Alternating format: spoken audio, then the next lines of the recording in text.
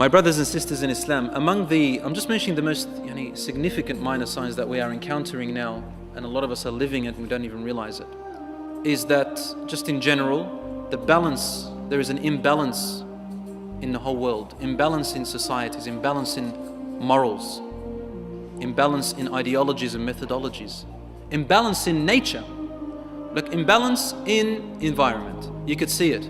Global warming is one of them. But on a more subtle scale, the imbalance of our morals. Look at how much shame has lost its value. And it's all about, it depends how you look at it, they say. I see it this way, you see it that way. I see that marrying a dog and calling it my wife is a normal thing. You see it as not good, that's okay, we can still be friends. Yeah, okay, you can still be friends, but what's this? Are we human beings or what are we now anymore? Alhamdulillah, we ask Allah to keep us sane. Then you got people who believe that wearing clothes only should be when you're cold, or when you're sick, or just to look good. Otherwise you should take them off. And they think that we're crazy for wearing clothes, because God created us naked. Look at this insanity. Then they have homosexuals.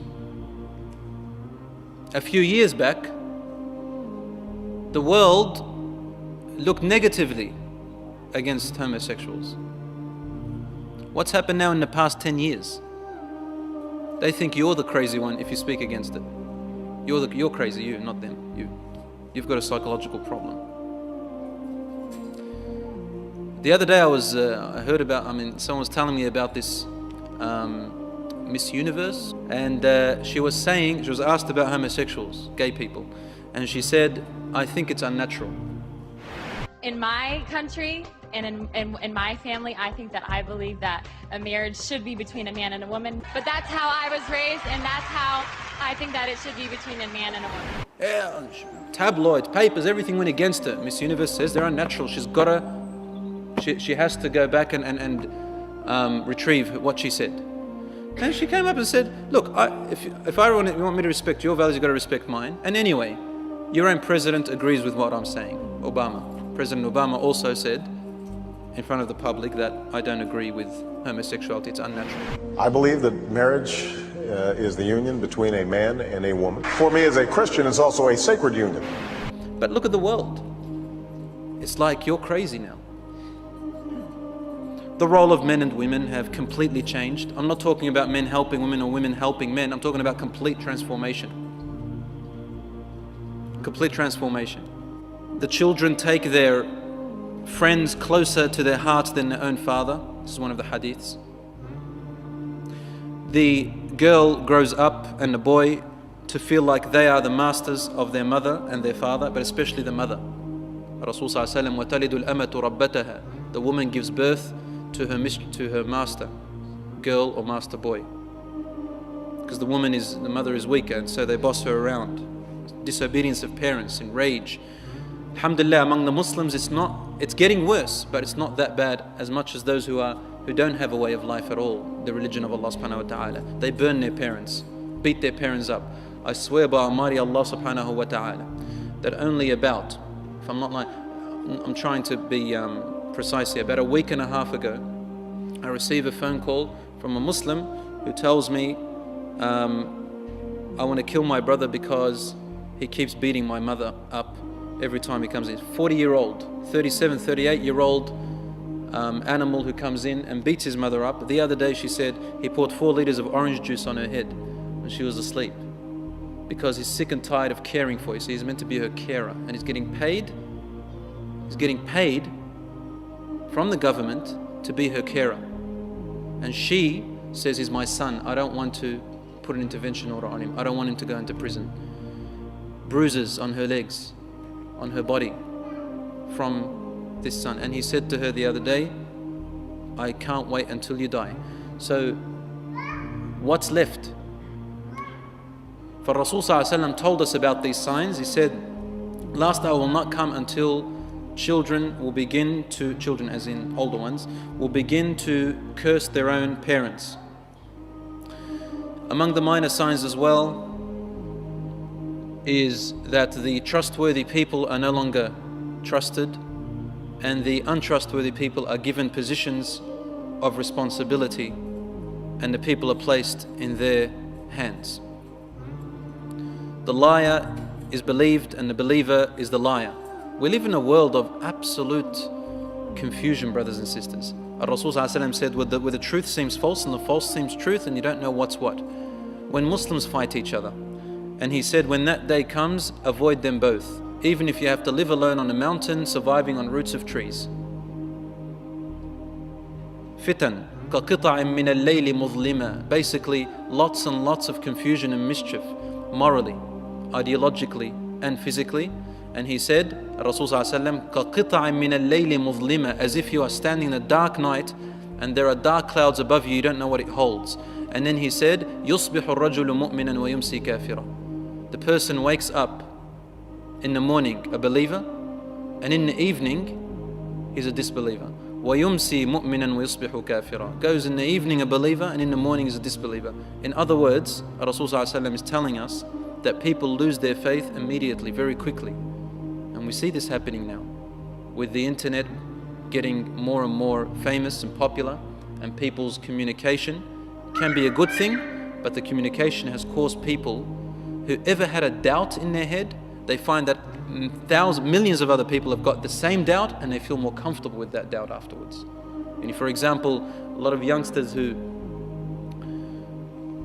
I don't want to give bad examples because we have youngsters here, but the point is, because of this global communication, the majority of the people have used it in a bad way, in a very bad way, and have become addicted to things that we could never have become addicted to a few years back before the internet came.